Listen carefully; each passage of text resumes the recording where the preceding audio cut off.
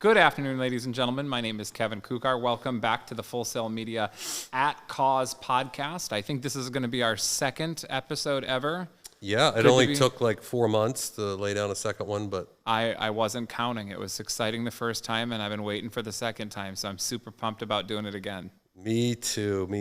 Thank you for kicking us off. Yeah. I'm Nelson Anderson, and this is At Cause. At Cause Podcast. So what are we talking about today, Kev? I don't know. Have we ever defined? We chose the name At Cause between our first podcast and our second one, but I don't know that we explained to anybody why we've decided to call it At Cause Podcast. Is that something you want to run with, or no? I'm gonna tee it up, and then you're gonna explain it because it's one of my favorite sayings that you said is being at cause, right?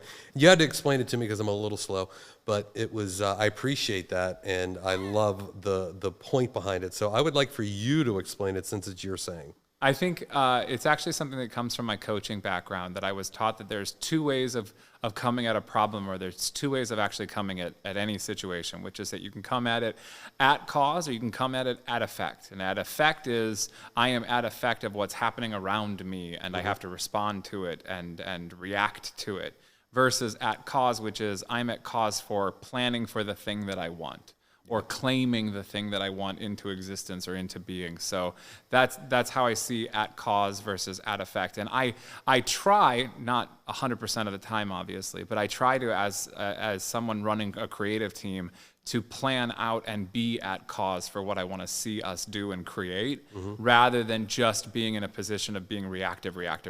I think that energy flows a little bit more, I don't know if it's freer or it's just more fun to be thinking about what you want to create versus, whoa, there's a problem and now I've got to react to that problem and I got to come up with a solution.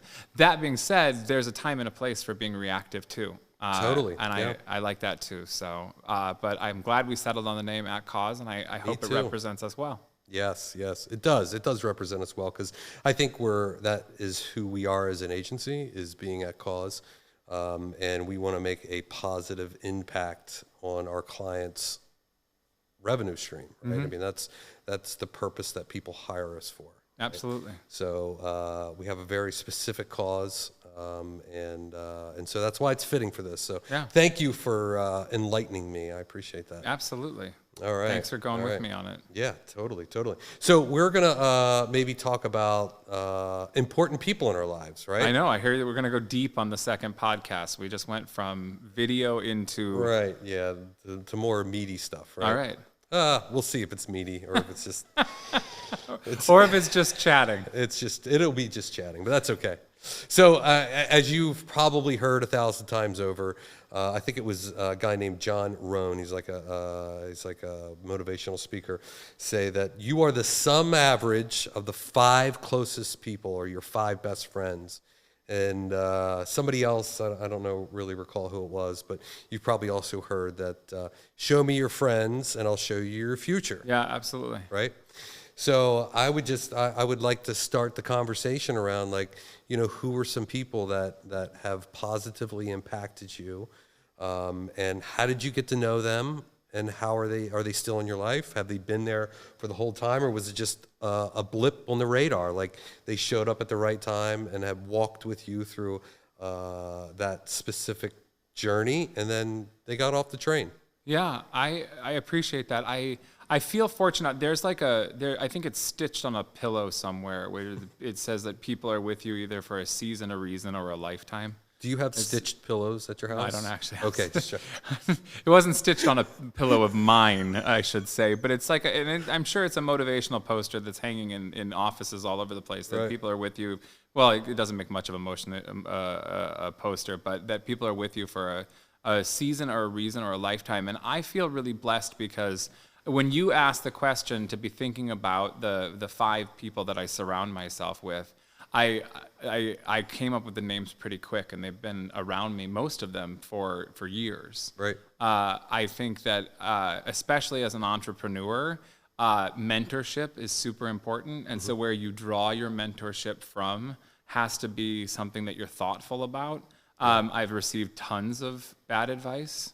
I've received a little bit of great advice. I've received a bunch of good advice, but like being intentional around, especially as I was learning to grow a business and grow creative teams, being intentional around the people that I talk to, the first thing that I look for is that they have something that I want, right? Like that they've set a path, they've embarked on something that they've worked hard for, and they've wrestled the goal to the ground. I have a longtime client who was probably my first major client when I stepped into the world of marketing that grew with me as a client, and then became a friend and ultimately became a mentor.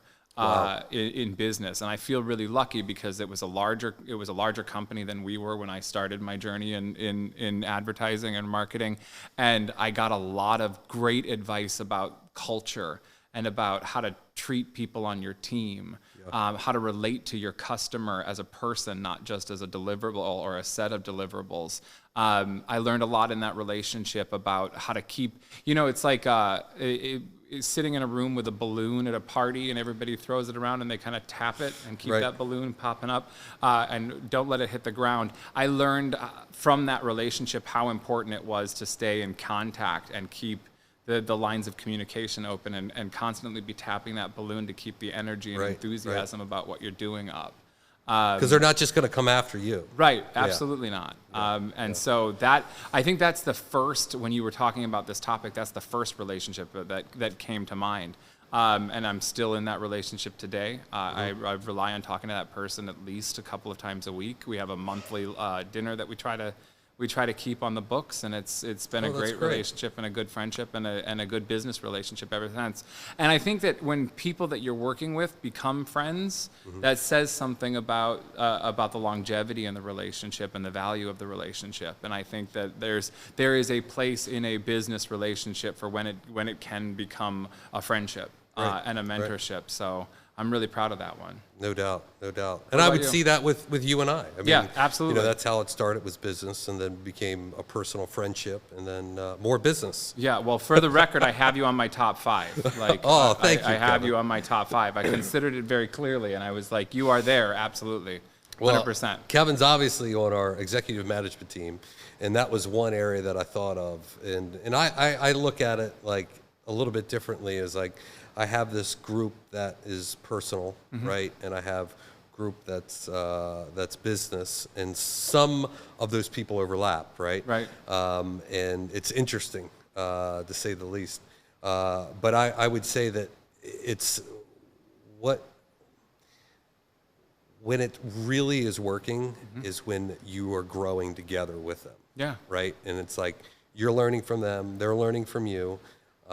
And you're able to help each other at different spots, and those are the long relationships. And I'm happy to say that I'm the sum average of the 5 closest people. Like I should be at the bottom average, maybe. But I look at those people that I've been, as you say, blessed enough to be around, and thankful for that. Those, and they've been intentional. Like, is seeing who you click with, right? Making sure that your values align, and even if they don't, you can still learn a lot from somebody. Yeah. So I wouldn't cut that relationship off just because of that. The other thing would be like people that have popped up in both my personal and in my business career, right? And that have walked with you for a minute. I've had consultants that I've sought out for specific, mentorship of, hey, I need to understand business processes better. And I went out and grabbed that and walked with them. And that now they've helped me get over a learning hump. But all of them I'm still connected with. Right. Got it. From a friendship perspective. And that's what I love to see is like, it doesn't just end there, and it can continue past that learning moment. And I owe so much to so many, right? Yeah. And hope to be able to give it back to somebody else. And I think that's something that I've given some thought about to Right. recently is like, so many people have helped me out, whether it's just meeting up for dinner and sharing their thoughts, sharing their experiences. Like, how am I being at cause of helping someone else in the same thing? Setting the elevator back down, right? Yeah.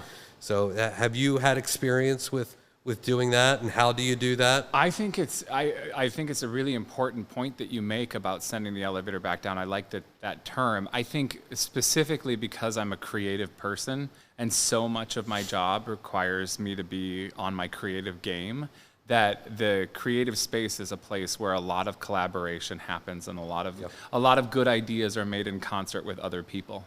And there are often times when I'm up against either there's a piece of content that needs to be developed, or there is a campaign idea that is just I'm really not hitting it on my own, where I do have a couple of people in my, what I would lovingly refer to as my fave five. I think that they had those on your cell phone back in the day. My fave five of people that I go to say, hey, I'm up against this creative problem. I'm close, and sometimes I am, and sometimes I'm not. But I'm looking for inspiration. I'm looking for ideas, and getting a chance to take your ego off the table and connect with somebody else who's been in it maybe a little bit longer, or who sees it a little bit differently, or is in your same field but is not, working the same problem that you're working. That they can come in and put their idea in the pool, that you can swim around with it and come up with new ideas or new inspiration, I think is incredibly important. And it's a cycle that returns on itself. I get called all the time with people that are like, I want to shoot a commercial, but here's my budget and here's my idea. What do you think? What do you see? Right. And there's an opportunity to get in partnership and in relationship and community and pass ideas and float creative ideas back and forth. And I think it's a huge driving force in my career. Right. It also comes up when I'm managing people. I've been an entrepreneur for, I don't know, let's say 20 years, but I've been in this particular vein for 5. I started out even in the earliest part of my career as a teacher, so it's just an entirely different skill set. And there are management moments where I'm coming up against I don't know how to relate to a person who may be having an independent problem, a specific kind of problem. Correct. And sometimes I've got to go to people who've been in business longer and say, have you had a person on your team that was dragging in this way, or that was excelling in this way? What did how did you incentivize them to keep going, or make it infectious or contagious for the whole team? And I think that comes from who you surround yourself with and who you talk to too. Right. That's a really good one. I would say that in the time that we've had here, it hasn't really been people that have been underperforming. It's really people that have been doing an excellent job. All of them. And like, how do we all? And how do you stay on top of that? How do you keep them motivated, right? And appreciate it and show appreciation. I think that's something that, speaking again of at cause, is like, what are we doing to recognize that, right? So that's a really good one. Yeah, absolutely. So what do we got coming up here on the horizons? We got some exciting stuff happening at Full Sail Media. We're launching new products. We're launching new products. Yeah, stay tuned for that. We have 4 new packages that we're launching. What, next month? I hope so. Yeah, I think it's next month. Knock on wood. So some basic packages that will help whet your appetite to work with us. Get your business working. And get your business working. Yeah, absolutely. Yeah. Keep an eye out for it. Yeah, definitely. What else we got going on? We have. Can we talk about the open house? Do we have a tentative date on it, or we have a scheduled date on it? We have a tentative date of June 8th, so maybe stay tuned. Stay tuned. It's going to be posted at fullsail.media/open house. Absolutely. RSVP and come out. There's going to be some pretty cool things. Opportunities to take pictures, tours of our new facility and what's going on there, some swag for people to come out and enjoy. What did you say? New facility? New facility. That's what's happened. There has been development. There has been a whole building that's grown up. So yeah, between this and the last podcast, we moved our production plant. So our business was rooted in traditional print, direct mail, wide format. And so we had a production facility in Glen Burnie, Maryland.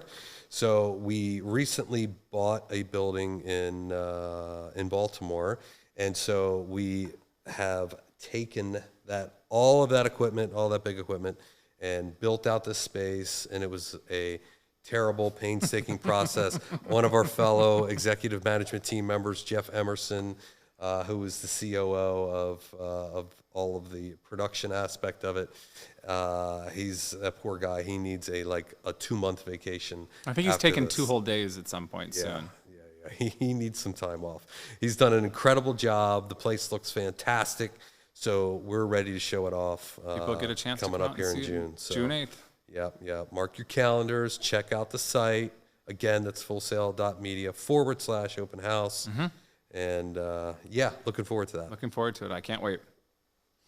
Any idea what we might talk about on our next podcast? Should we tease it out? I don't. I think they get to hold for it. Yeah, get to hold for it. Very cool.